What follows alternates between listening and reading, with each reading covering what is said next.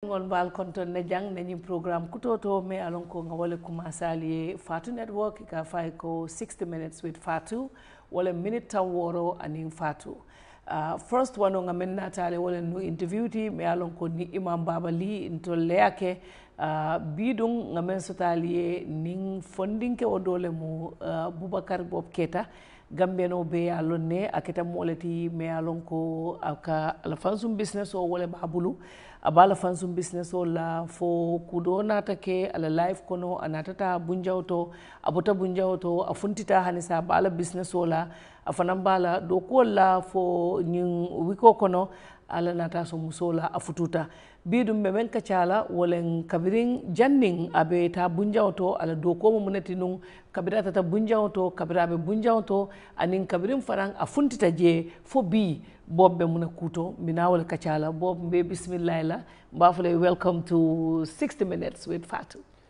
Fatu barka bake kontanta bake le pour bi ngana 60 minutes janite pour kasi kany interview so don kontanta bake le be jube lal be tentu la be fanan tentu la baraka ya wala man tala wirdol la no wirda ra ko je bulo ko ki kan tala wirda no pour ya fa kada nyini ka fenna de ala bari mbe konton na bob mba falen kontanta bakele nata minna ko mo jamal fo ka fo nyene koy lafte ni siye interview bari man ne soto no bari mo nati ne buka so interview ol dila no alors diamo man di adro adu comme ya fo nyamen dro ku jamal le keta nun so fonse na time telefone jale messi la nga diam son safono ngina be kala na first major interview de ngamendi do mol kanale salol ko ne kon do nga diam about few things la but I can say this is the first time nina sister fo ici pour ka diam yo contente ba ke keji a jambi ngalon ne ntege lon ne kabrin struggle time o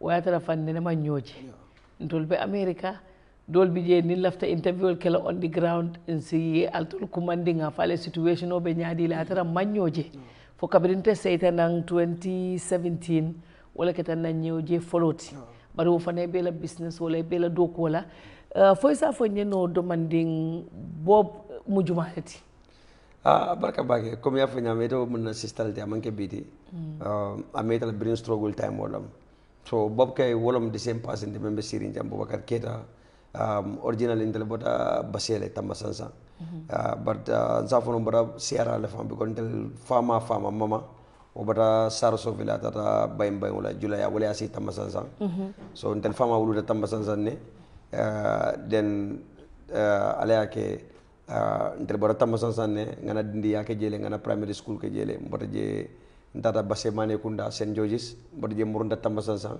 mbota je nata state jambanjeli nga part of my childhood ke jambanjeli then I came to Kersering. Then from Kersering nata Tabokoto. So in short dal, you know Babucarr da the same person el ka menje iteleto el ka the same person menje sirinya. This is Babucarr ya. Bire molu be lonna. Buba futu wala kono. Anala muso business o bete bulu. Ale alma ko business o muso fana bulu. Abe kararo la dindingolo be suwo kono. Bari molu sitale drong iko buba boyta ala muso do male kan aketa kuti me alo garawta nun jambake dol ba fala to nyalen dol ba fala nga bubalon na tew kala bari foyta boyta ila muso do ma kande ba no yalo go okay comme ya fanya men doron ndala long suntale ninna muso la football kabar wata mo jamana dallo comme okono jommantam mi kula nying problème wona da findiji but just to answer your question no woman sato anene man soto duniya ko wonan man sato menu be sirin hani bi wala ma lela dum wol comme yalla momo ya entitled to your opinion but intela opinion o kada menta man soto amanke ko damma yembulale but even the medical scientific results from yati nala ko même fota wo manke wala mun ya tinne te ya mira yi futu muso ini me dim fula soto woy si drom fem manke ay wuli dro ko e boytan do makan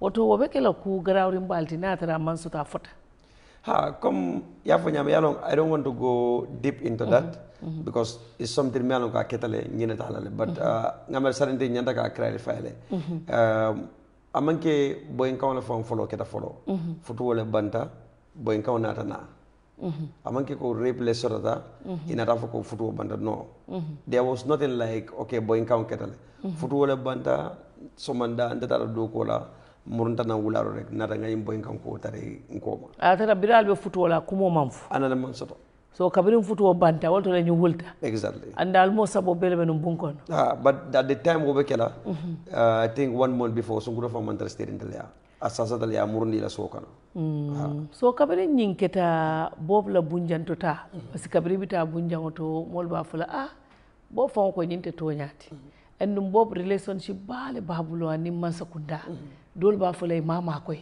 dol ba fula telake wala tinna ite mun feel kabiri I wulta foy ko saim fereti je saim fo sta bunjanto dron comme force ko in adimitale pour kata kasoro comme ya yomman ibele do ko le betale be nala akeda nyaaw kata Europe e kanala ibele do ko kala moli respect because momo interlong yen do ko le long yen na business all long nan man do ko ke any other place de namanke yin compagnie leto so mba gor ka wonyale mbo do ko la kata kana so nyin ko nata fintina kante yemem fo I was very close to the government by then you know because the borough youth movement yallo nyamantelle yallo so brin ko nyin keta nte a trele pour que ko nyin ratify ka fo ko nyi mu kuleti menon ka man soto al kana ko nyin samba banta because nata da banta ako bena la banna nyame ate correct bari telmante dan ko taymo ko taymo ko wajabita mo jamal dunta ko nyin kono so fetate ko nyin samba court but before court ya samba police la was arrested ngalla police station or the following day in bail you know ko tata wonyale fo krimba so be bar kacha ko na rek inshallah we will give you more information so kol keta wala nyama kirimbasol be keta buba tata prison buba be kole alalde because bring be london o time o 2017 2018 keta all this time tilbulo buba na jita do ko la fire protect bala moto ko na be cruise la abe sila village all of a sudden pam prison wato koleatal nundi koleatal I will never forget that day it was June 20 so because the police bail soro no so bring a bail soro de amosiata dol ba folo ko ha man sakunda le bail dol ko force le fon na wala ya bail comme de amosiata ya jere bar case ngin kono mo jamal le nata involved je fo ina rek bail ngin ta ya samba to the high court so high court na da bail dina but na force de dal okera on Thursday le ndajina lo la fanga fa prise mile 2 kon ha kabri data dunta kan dara police station police len command police len bail bar so ina ran command ko nyoko say case ngi ila file paretale nga sama minister of justice le but yin bilato I want to emphasize something comme ku jamal leketa ndala case kono me along I think we need to talk about that pour soma kanake modola bindel lokitale as Babucarr Keita as Bob Keita moli long mollo tay kelo kenye but alay makoy ani hada badul because koko asunta fenela hada badul makoy ala nata makoy mfindira ji but bring in case wanke the police ole investigation o beke police nata menji ko in sungude no de abulo tele Babucarr lela bantala investigation o kono nata fenete te kaaje ko in sungude no ani kedo fanana kolbe nyoko no fango message ol beje ko say ndelbe mem for wolom dron as far as ate Babucarr lefo bantal nata news nata investigation o men nata joko ani kambando fana kube ko text message ol be bente bullani bi e ben lawyer bulo kono so police ko sa intel men suggest la we are going to charge all of them for defilement ne de notara wuluta Babucarr be janne bo nyimbi janne nga DNA ke tema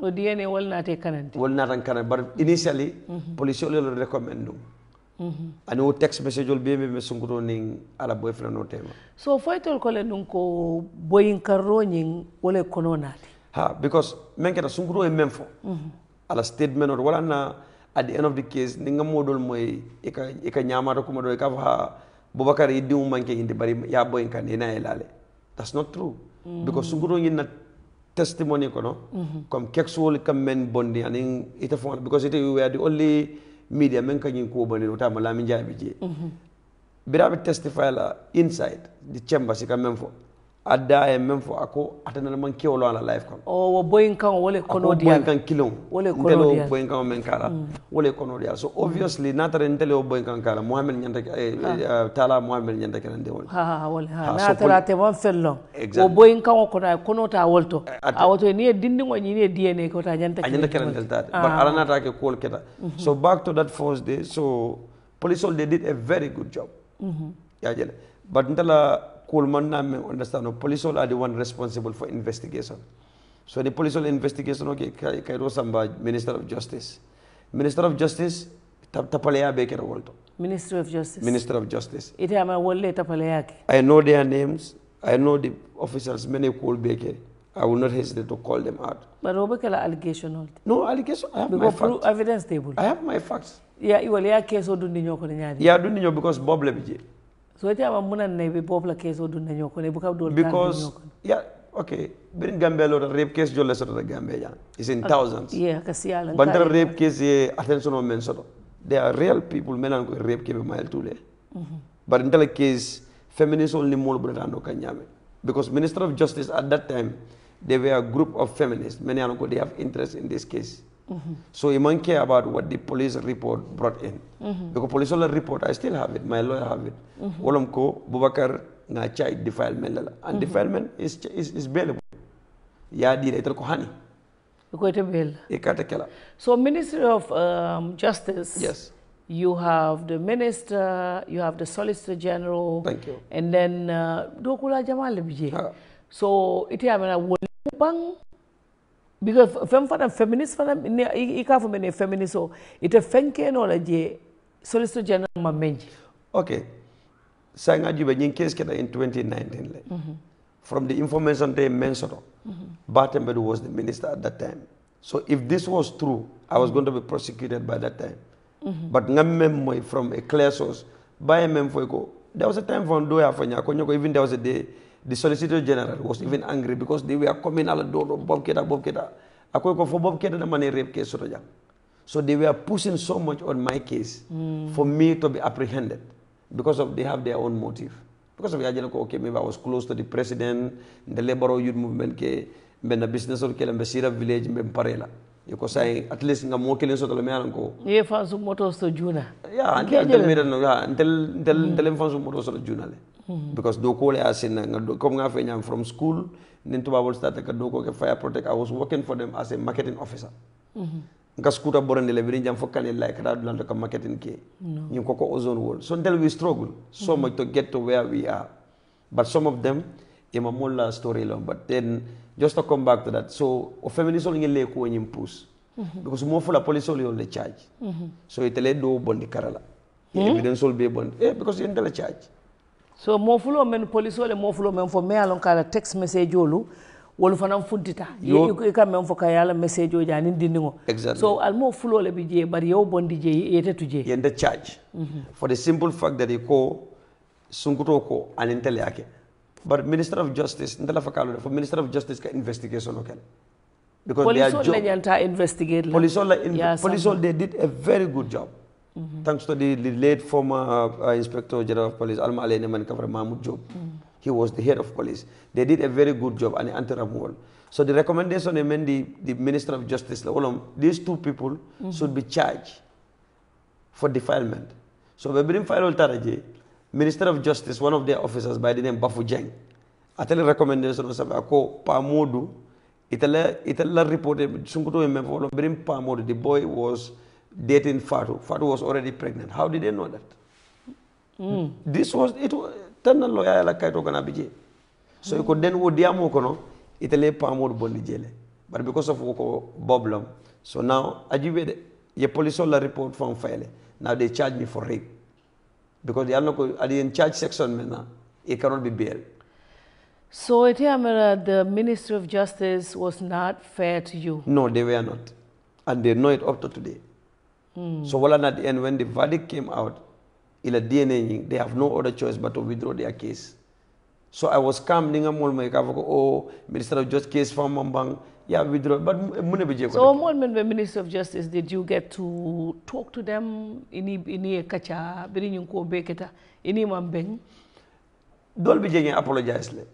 Itele apologize. Itele apologize. Ah, dolbe kon. What then that's do the person me alon ko yin dimi men na side back wolom bafu jende. Bafu man there was a day I went to court. That time we went to Supreme Court. Yan demalo mol kono. But ngala safero jele. Atele recommendation of safe ka ko ndayanda ka charge for rape when there was no evidence against me. Because I can tell you, bringing case that na ex-wife ndada sindile ndada police station nga for police ko I want to do the DNA from the onset. That was my stand. I will pay for everything because for the time I was having this case, I was in the UK. I came back. Yende alleged case rape la after 1 week ndada American embassy. I have visa for 5 years. Na boy sol menalon ko legal background so ko nya bob go ñi di be sama la mile to I'm not going anywhere. I'm staying. Hey, you understand? Because Nimborta, at the end of the day, case in the Bolong Kundo. International Gambia correct. Anytime I come, even another government and other, they will still going to charge me. Yeah, so I sit down with the faith co. I'm going to have justice in the Gambia. I believe in our justice system and in the institution, but we'll end the fail. So you come so ni na benta? Na benta High Court, Supreme Court. Na case but ndama as face to face but nga to mwele fo nga offer jiola nga jio dial bar malo so bar bira wulta fo introduce rek nga na jiota why yeah because I was angry bari ma nyando kala ni jio di mol kay jio to apulu dro no bari ala momel la fa ke so be jio ta fa adila no ajeleta because o tamala la realize ko ngalo de nga na loya kuma ni sungu do nga ko anyina mo bafu jenda ko nyanga ko nying nanate jam fala fa nga fa because many problem be ko na sa yam fatala yan dem problem so wala yam fata bele any other person so cool la ro nyale so comme ya fo nyamen I was taken to court police len command in dara bundum court that was my first ever time pour ka dum court room of ankon the lot yela charges so read and funnily Fatu that day even the judge have to send some of the lawyers out they came with a pajero pharmacy de Costa you Costa la fanina female lawyer for flag lombang wol fana ko tel mu watch malika fanya for watch lawyer mal I don't know the terms wole moto fane ndala lawyer da manena LS anente anendo ma wata mo in case for mo malo ye case read nyamen drong yoko because I don't even understand guilty or not guilty ngana lawyer nyi nga what are they talking about akonye ko charge rape lela so pour que remand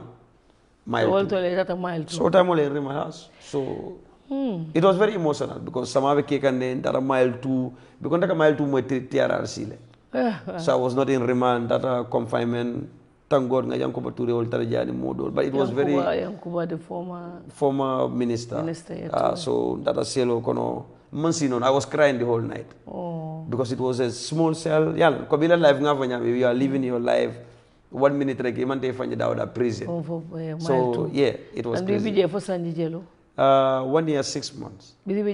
How was it like? What was the experience like? First day, yeah, because and then at some point, reality was Hitler. Yes. Yeah. Yes. Because 2020, because more American dollar first started at prison. I was there first bring case starter June 20. I was reminded. So bring some mile 2 for a week. I was there from June 20 to June 27. So in a day, back to court. So bring that court.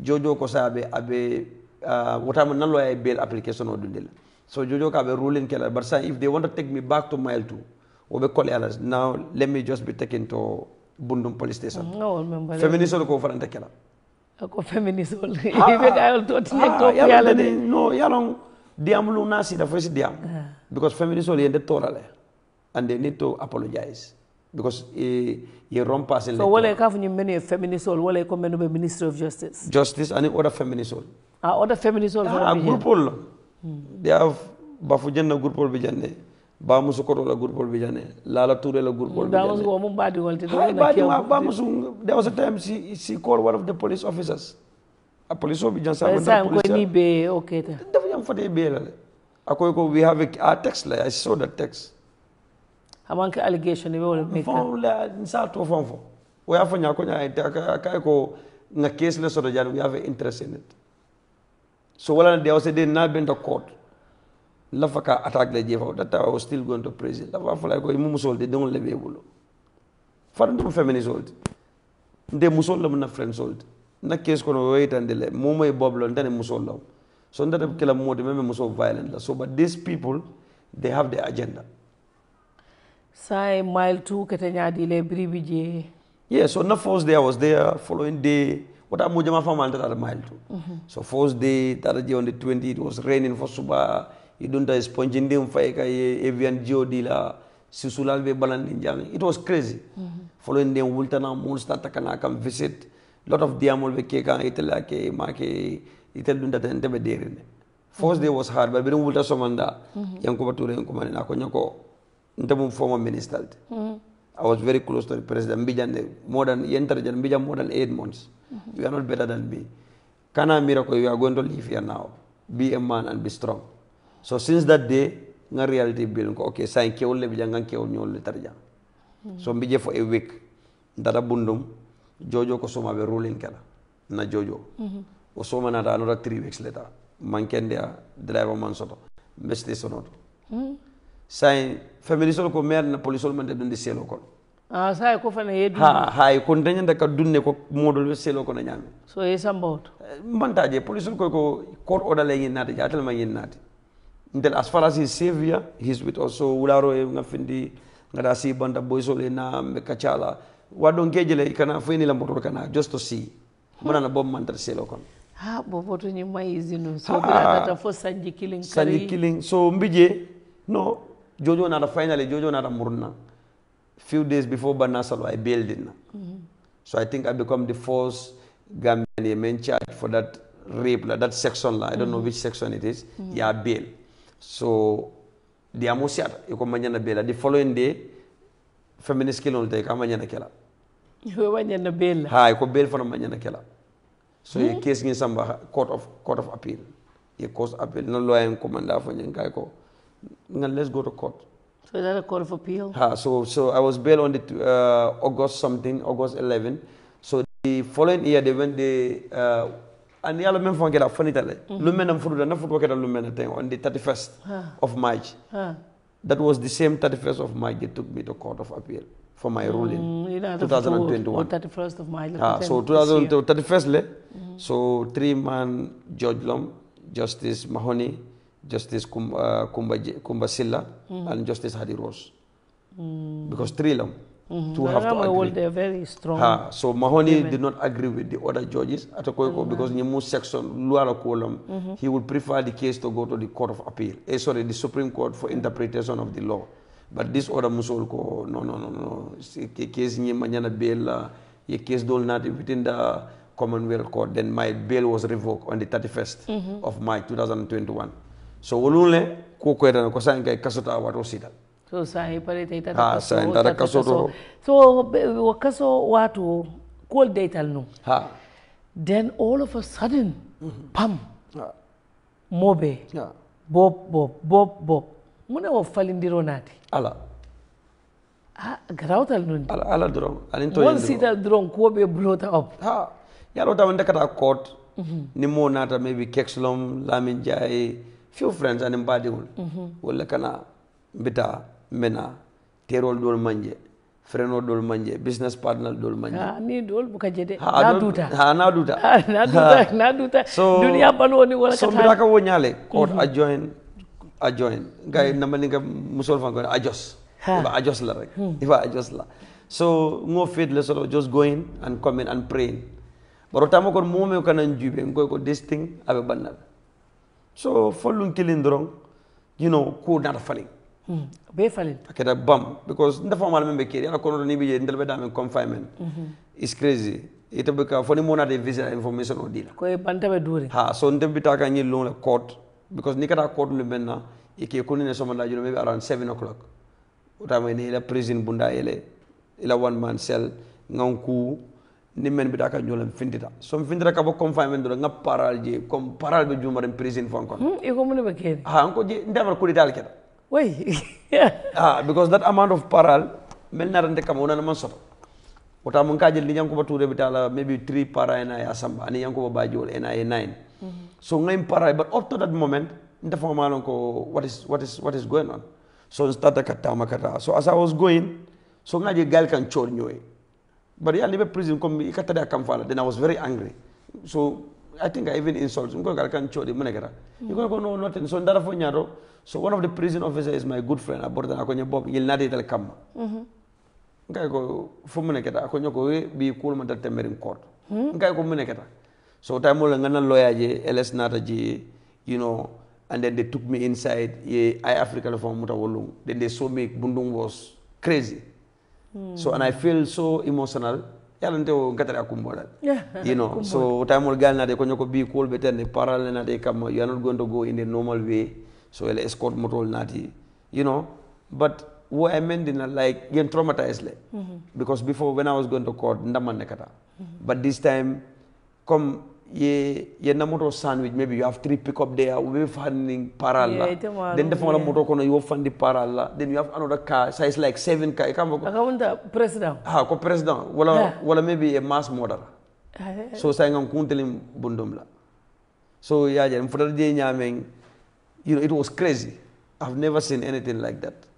That a court dia mo keta krimbasol keta murunda na back so bri wolto de cool falinda cool nata fale cool nata fale then ngalo to mamen to taje molbe alon ne menuketa DNA call center Ghana amurtanang fo ko sa bob funtita ngalo ne ngamole nu jamal fanan ka fo nyanta masakunda sulale comme membe explain teng du jama nit ñi sifa keta fo bota court ntol case ECOWAS court atata nu jele fo compensation o din tol bela tene ala job ñol fo ñi mu kulati me alon ko itebe o mira kanne maybe ka fo ko mbitale mfana nga mansakunda su ane o sifa come back to the DNA case because nyanta ko fola demande because bring ko nyi keda ndala lawyer ay DNA ñi oppose le amanga DNA oppose le because of amalla la claim ngaw moy le mol kay o kele because amalla alon nako maybe tela ke du nya fudita so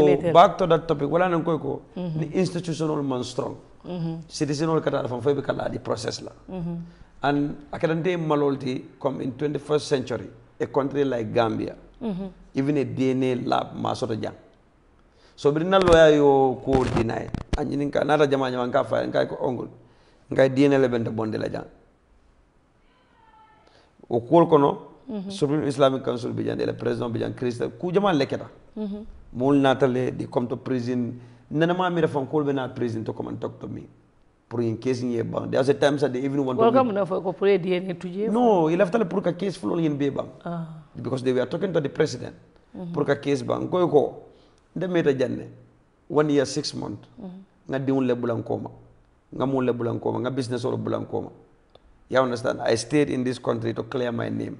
So ndama kuja no negotiation den defend de la jang. Court le bitala clear afoko state yende tonyele même fa manke tonyat. Aro be keno nyam for DNA sike. So wala nandala lawyer was against the DNA. Even when I did the DNA, nan lawyer ma kalamata. And he was very furious. That Kex was there. Ben dara nga jojo nga tuba muso yini nga melan kay ko. DNA yin la fa ka melong. DNA ni yake faka dinu la gender bondel ba kala muso fo kewol ba ko nyako ha ngai ko so that one is clear ngai ko I'm going to do it akonyo wa ngai because ndaman dinke soto nde dul be mo dim muso let so molka sila no menna Fatima and Aisha were with them they can tamper with it so a lot of things happen we don't need to go into that so ndele DNA ke pour kam fan clear because ni ko damay so ta mani masakunda sita do iko bobbulale yala ex wife na bulale e ba fa mi ba tele ake but it left num pour be clear pour nimbe fintele na my heads are going to be up so wole okay wole DNA yes so DNA ni buta saying compensation ko inena mang bulo no compensation ko na lawyer na discuss le we want to go to the court but for what because in other countries American kaje jele mol tumal rape la ye soron 25 years in ajo ka man soto so I was thinking the state because we wrote to them come what you guys done alen charge men atel len the charge state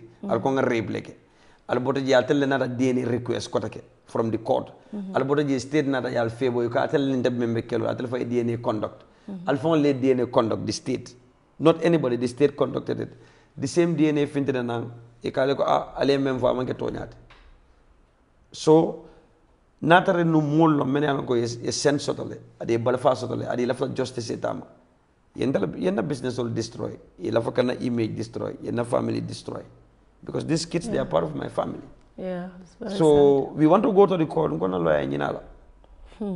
We wrote to them. They write over 2 years, over 1 year. Babucarr. The only letter may write now from the minister, or we cannot be able to compensate you because it was not us that reminded you, it was the court. So I just laugh. Because that was not true. Jojo na man say I more remand wonya. So saying Bob Funtita, alhamdulillah, aduta nung bari alanata ko nyimbe so ni ay Funtita. Iko Bob saying lungo never Funtila nga video jele. Bedo be fatal, fala sol kono. Dol ba fala tata hotel ole to follow so o period of manang. O keta nu nyaadi because ning ku keta Gambia mobe ka claim le Gambia fon dronte dunia. Nim fen keta mobe sa claim o wato le ngamolje borla ntolle ka diamunu ntolle be nyaato ntolle ka nyinkenu abe na ta kebulu nyaadi because be kole alal fana fo dol ka tiñanje ngaw be jele no dol be tiñanda ngoni ngeje ka fon na bop ndaka dala siri no ton ka keten iko fatuma son diamula bi si wodo mandi fo because menketa nteni sena mum bela ka sinu woto woni suto keta ani fatu nyolo so sai ni woketa ke wonna ala muso me yalon ko dingol tambite tema bob ninte dun tawto memuna fola abe kole wannan tangande bari sai ko nyin nata la ba nyaadi le ni la nyin gotu mo sister lu ko be ba after ko be oketal nu ha yalon comme ya fanya men dro yalon gameno mal la fi mola mo me yalon ko ya toñe because ko nyin ketal ndada mo mental prison but comme kibarole ko bondi nyamen kul nara tonya yalla mol ka fala ko dinno ñene sale kul to nani ngamel kex na ne publication do sa fe jojo man na do ko la because ofaka malal driver man na so mol kam fa ko what kind of joy so mol start ka interest build case tata nata wa do la ninde tata prison because prison ka visiting shuttle from 9 to 12 wa do ninde findra so man 9 be kam for 2 mol ka taraji mol benaka so sistal siata bar musul siata president musul fon jamal be mbulo kono you know cool siata dal so ndekay I'm going to use this opportunity pour que mo be tento dal amanke mo kele na fight it was everyone that come together yes pour que mago so it was difficult because dol biji they help you but they want to control you ini nyin kana info ite taje na jabariante comme nki respect la to a limit yemma ko le alaka kila kam but then certain things you have to just let that one for me I'm fine Ibama it must have been very difficult for her because ngal te molon Ibama ela ko mute nyame I see nte mu bama alti dingol be mbul sako dinkewo bama buka tulu wala akoleta no gatene akoleta bagere yalla bama nsaforo when I was really young at 4 years le mfama tambama ni mfama be jala idara Sierra Leone so until 2012 birina dad na Gambia on Wednesday Thursday Friday na papi banta so namero she have a very soft heart for me, a very soft spot for me in her heart so yim ko fan kono I stress bal so je ba stress o mem fa na rande diming men na rande fa mero fa ko na rande wala birina elder sister banta no le moy ha ko no na elder sister banta na elder brother fa banta so ndebe prison and I'm like the breadwinner of the family. So my mom went through so much difficulties, you understand, during my absence. So that for almost 1 year, because I don't want her to come. Because I'm going to break down in front of her. I don't come maltal fanang, come accuse men na mero na jube prison, kavo naran dingu jubele ya accuse rape. So comme go kama malafaina laftal drong ni me findra lu men afako okay ndi un toñe men amanke toña la fenda na tarja ba bringin sangol be keta ngo ko kede ni sina bulayna but she's strong that must have been very difficult. Yeah, very difficult, very difficult. They love brother bantela sister banta mero nata je nata mile too because bidol fam bande ko be nun tela mo ma fanye so later on in that court ni na pa bi do bi ja ko nyem botala so ko 40 days la de so I will not suspect Kalon Kobembe, but it was very difficult for me, my friends, my family, and everyone. But Alhamdulillah. Alhamdulillah. Bari ngajele mero content lungo na yebula. Ya video be bondi. Saying Bob Funtita, Bob be banta, Bob be social media, nim Bob be FM post drong raktak. 1K, 2K. Kamunta mol be follow kan ne hani saying. Yalong ita lafta no men na feminist or back to feminist ita lafta no men ni feminist all day ha because yalo far ala cool ba fon le bul alal tama hadambari alal marchandise lo hadambari undi ada kay marchandise men gana buña wala hadambari ada kamal ako aka mula dua jabele yemen toni so ngene nde toni all my life day to be honest my best moment was in prison because salwad nan manda one time I always pray korea maintain sa kasal wado la ka jahasi bule bari kasal ba prison abuka ja no je kute bule je ala doron no so yeto endro ke so ita lafta no menna kante nyawndi molto because rape fadu ni ala rape la mo be kala fani associate but ita nata jelo ko dimmo before ndebe ta prison jomalello nobody knows me ndel damma ka see village but ya jelo ko this popularity this thing at the sort of the prison nara findinam fanan 2 years down bile fa be gana la fakan ka samba e ka tambe ko ngawjele amanke fenti because of ngayta ni gammelo la ndemu Babucarr menti anita la faka Babucarr mem portrait day amanke kilente lundo la nga feminist do ma ha même fa indel jaar bob bi a findira bi fa gana popular ka tambe ko ngay bi ta do mal la fo ha ital man la fola sain fanan kajele ngana dung inin president Adama Barrow tema because biriye muta desan ya fanan dole ya toni jele sakala muso menketa first lady Fatmata Barrow ye kumo belo fo dol ba fula ye banne bondi lale dol ba fula tolle ma koy iteni tol temo be nyaadi because ngal ne te you are one of the people many Barrow youth movement you're one of the founders saying korikobe everything is fine yeah comme ya fanya mendo tel main telephone lo mbag tel nim Barrow ko yel long wolto del bebe UDP le del leton Barrow youth movement nata del man Barrow youth movement lo politique ko del ajelo ko president sitale and he also needs support so we went to him Nzavona was the first person there Fatima Jammeh wol na first meeting for ngake dabola bungla kono we were there in pipeline nga Barrow meet he was very nice to us nga ko inam de la plan we want to help you na friendship soto ngata yaka mol invite first lady Nzavona na sister lom bama la kan kolle naka diamle ku jama le tambeta ni tema case nyim fanan koto ke nata ke you know nga disappointment soto la side le Barrow la side bake ayo monake because yalong ni mo soto me yalong ko ay kanu alakam dal man Barrow kanu fenna o time we were just genuinely supporting him because of ngajele ko 2016 comme ya fanya mentally sacrifice menke you know for the coalition and then ngajele ko Barrow was our project so we don't want him to fail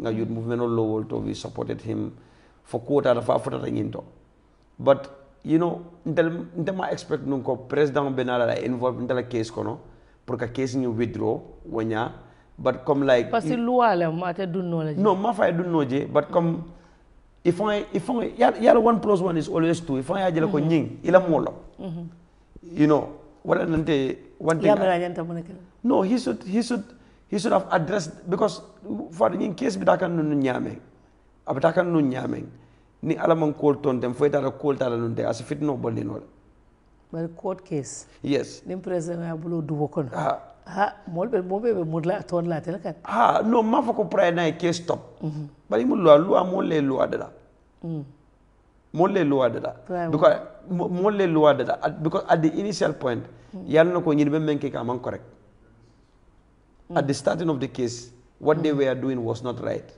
but ya bula jele kool tata mol nata visite baranka même fo mi adina mbo fokan comme yalla ila mo men loté comme ay nanta ke check comme ma foko pour na yenda bonde président dafa man la fi nu wala because yo traile kake bar comme la yajere ni mo loté di bon kono comme ay kalamuti comme the social support wayenda ka tara jele jandi jamme bi bob yalla mu loi koolde man ta dictatorship kono a téléphone yin kele ko tamo ya jembela dinu jumal be ñamala ko arrest ka samba mail tu ya automo dictatorship lo but the social support from them was not there I agree yes I agree yes so that side I was a bit disappointed sad but saying ifundita political falinta Senegal na neighbor ay Gambiano baker on the edge mo be ni dunta internet o kono saya kamunta fan Gambia be fa mu Senegal leti hanin ka supporto men fa waji jang dol mu ka waji Senegal ko wol move on tale wol bitela do ko la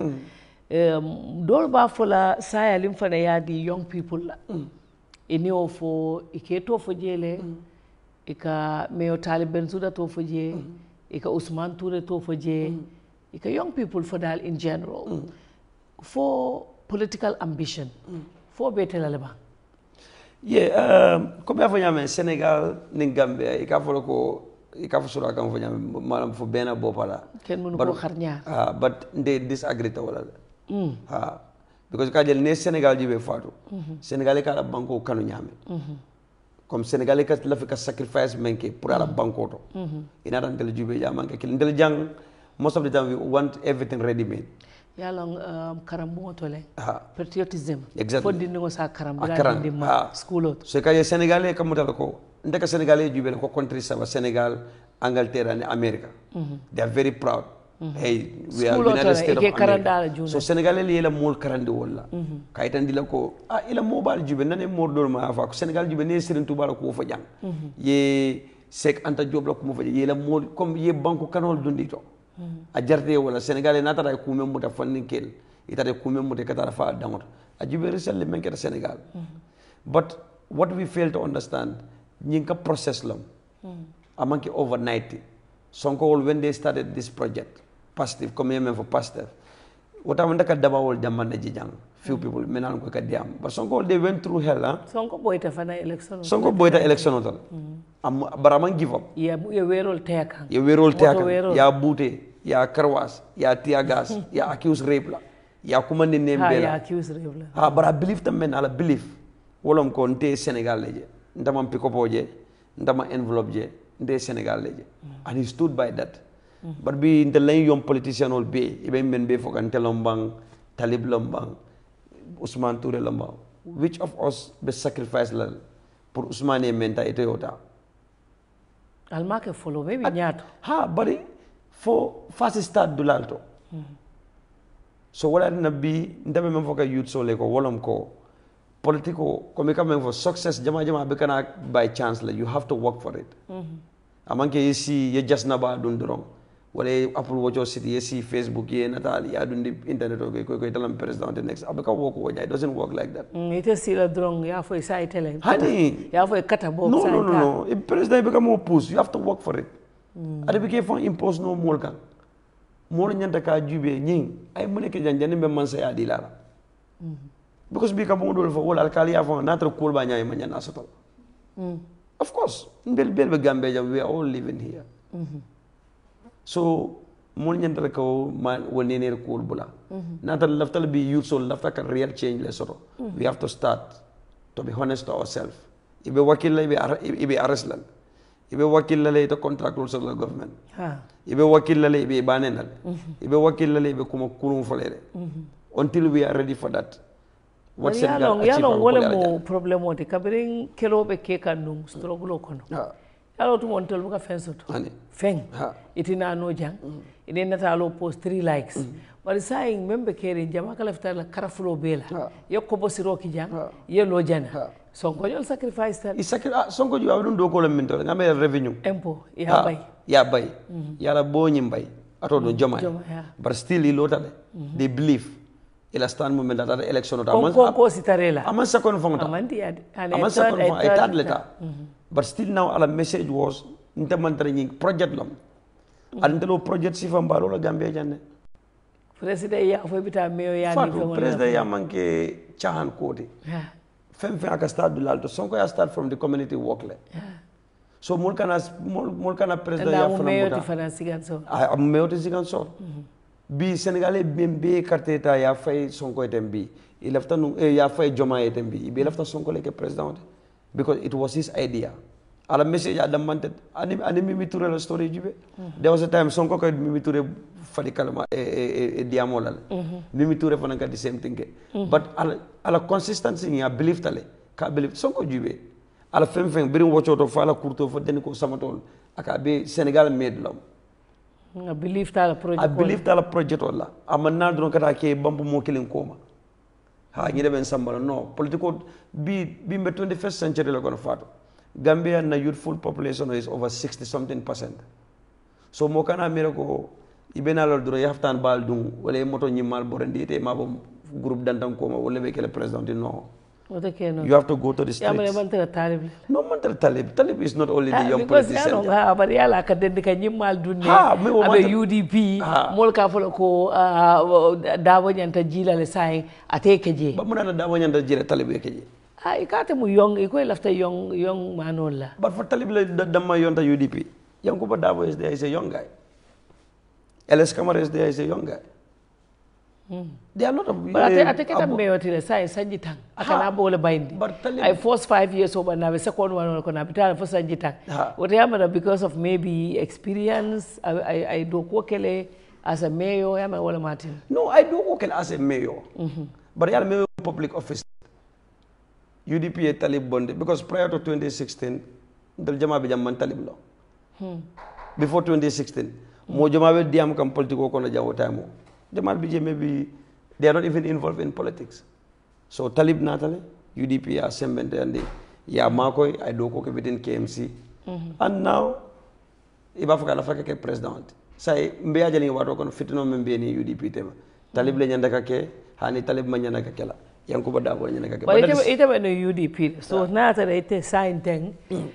Ya abe nyame sign thing abe work and nyame dolba for la Talib Lenten nuite be munafula.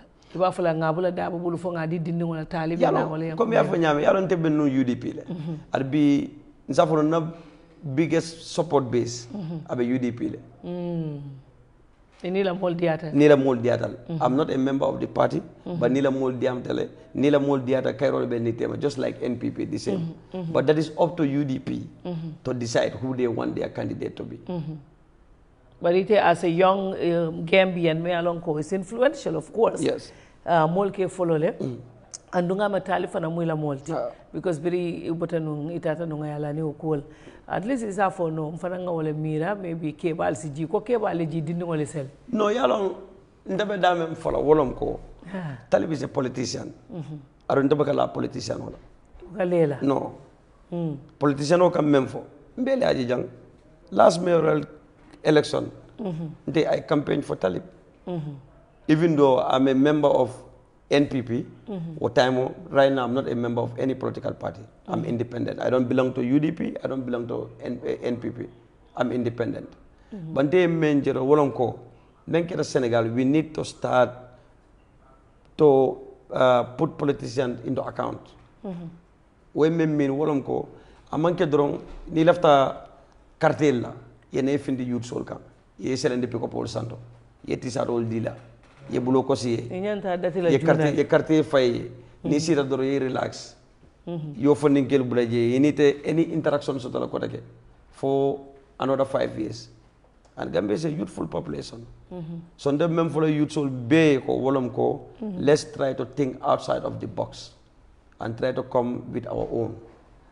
So in 2026 I nimbaro kabe lola because hani sa ndol ka fole barote lola dol ba fola barobe lola dol ba fola dabote lola dol ba fola dabobe lola iko kebal be boje wala nyanda ka ke kebal nyanta wala je nyande fanyala fatu ko le fale yalo baro ma nyala lolo 2026 do constitutional sembo di alal pour kalo ha bas in tolman time limit kabri e ko wase o meeting okay Togo ning Gambia utumo yaje mena time ima sign but ni ajube president ya 10 years baro akatal de so ite ama sa nyanta ninta matati adi dola na ajube Gambia la presidency keta nyame from Jawara 30 years bara la mona rek nyaadi bi ajube men Senegal was very beautiful makibe findila fenke beduna joma beduna institutional level okay so do intelligent trial nga constitutional so me alon ko I think the most important thing National Assembly for yanda kamenge won term limit baro 3 years ndel bele fara jang 3 years na de ka be jila baro isa baro ndel bele lota jang we all supported his 5 years another 5 years was given to him so ninta mateti dal let this one be his last term and ngamme no le bulodi nyola kayro kono ayta to nganato altol bul youth soul ale na wuli buto ndel na wuli nga yom president sur Sénégal nga yom president sur Gambia bay Sénégal pare ta menal pare la wala bantel pare ta wala ole foire ya bekelde far ya jël ndel this project akole yatal dunda ma easy de yesi dro ko ha say batum young people lena young people wuli do I do state house nentel jube what we are trying to do we trying to connect with the young people because they jube 62%. But need to do run la ni decide need for one day ko I want to go into politics yalon party kuto say wo be ko yala no yalon tel nintel bakela nintel manala as a party we are coming as a movement nintel benal as a movement but movement yalon movement total election but you can come as an independent it's not independent it's not yalon tel after mem fengo but independent wo ka election o win because recently mem je kan ha Ousmane Touré wol Bob Keita wol o ma ñanna dina la sele mo la main kan ka fa ko be kala ngi by force Fatu bi men keta Sénégal jumale America jumale be kala president de mo be America Sonkolom but within 1 week 1 month ko be fali Sonko e ka be lola te lola ari la te president ya falan kana wole nyama ni gambe jibe sadawra kayra ba jawara itata kamana ne kay ko na yeken mon la nyaton koti Yaya Jammeh woya fon forcé wo coup d'état rek Adama Barrow rakta sitale dron yama president ya fana aka nawole nyama ko dol lo tale Halifa Sallah nyolu loya Ousseynou Dabo nyolu Amat Ba nyolu Mama Kande nyolu fele jang wol dol lo tale fo e mo minno ya ndal be do yare jawra taymo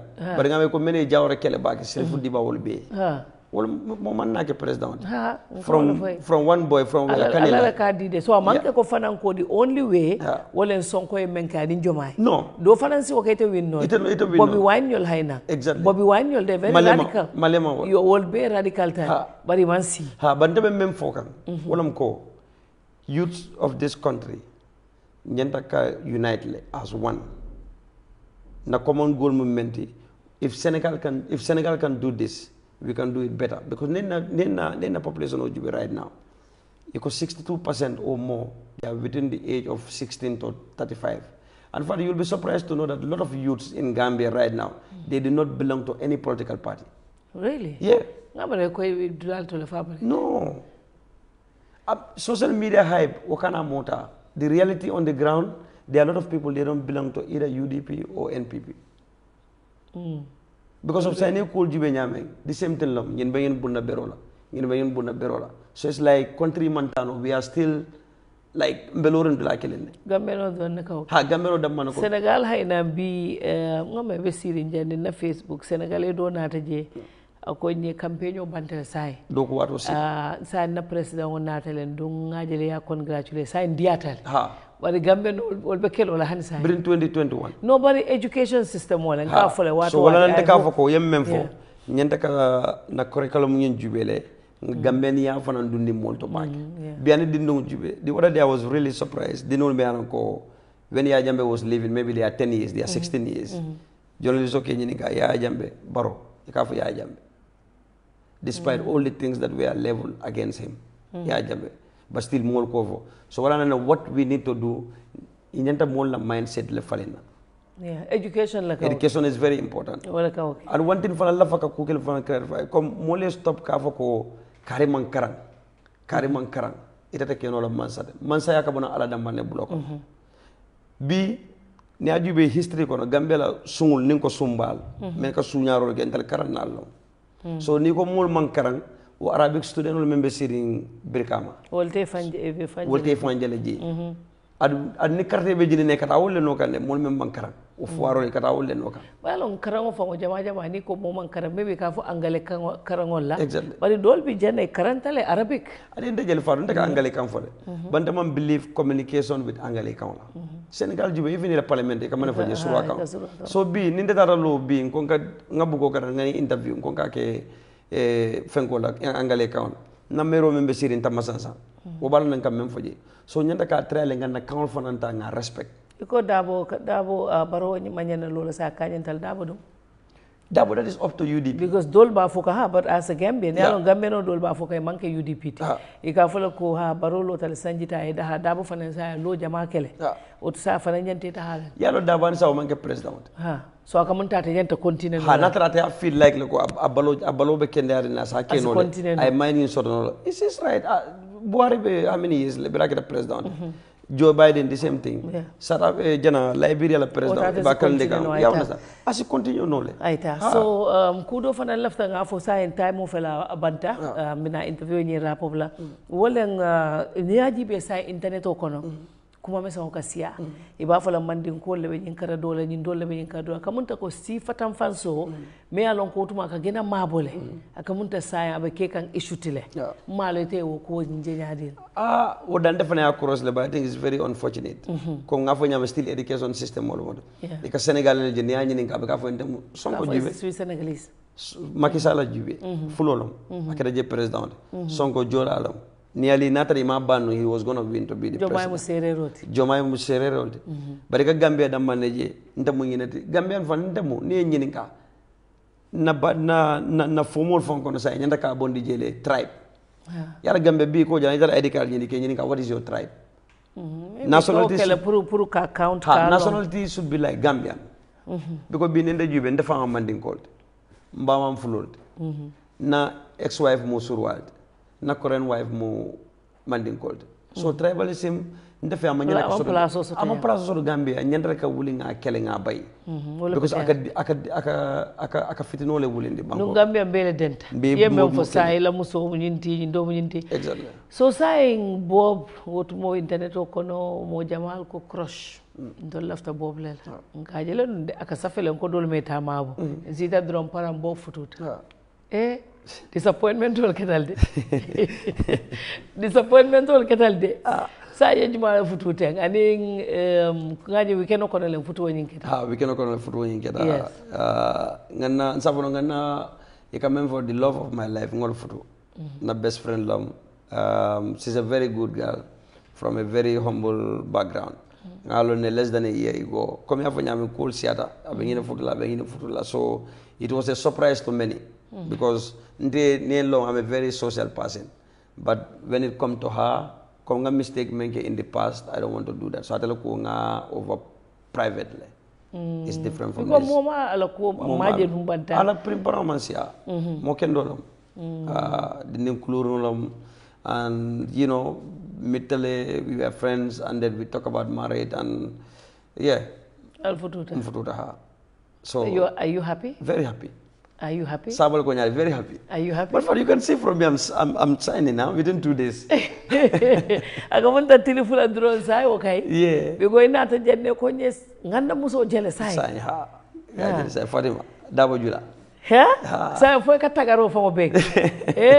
Bari Bob. So sai malon fo kuma le bijela dinwol jenne mbasro ne be nyadi Fatima ne Aisha. Ito fana after ina mol be follow kan ngajele woli nata soko no jani snap men kapita kam viral itol fana nyin ko ya ta nyaadi le dindiwon ya ta le drong because itol birin ko mbekela na first daughter nyin Fatima I think she was 4 years the name man you were there and she was 2 I even remember there was a time birin release num fanta de la soko no na ex-wife wol ya so the name man Fatima de suute so birin jere ko Fatima free bob felende so after free bob free bob felende you know they were calling me free bob.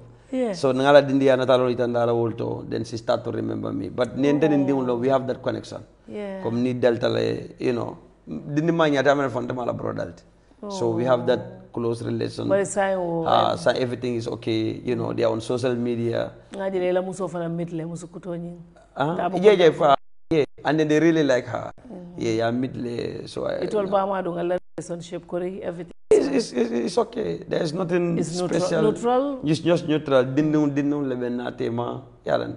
Men keta le nte yam fata le ala finto kono. There are a lot of things. I'm enjoying a seat to ngafaja. But there are a lot of things I've done. Purka mako I fint. Amanke because of anything la. But there are any moment that I fena dimbayata. Ina diun soto. Dinnu bal tema tenne. So you know wakairo nyanda katara jele afananke my role kendele play ngal jele nun natalo ta funtita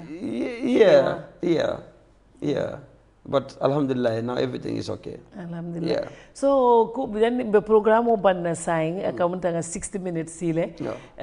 Janni bita fo jinata fenela ba me nyinin ka men ne lafta men fola.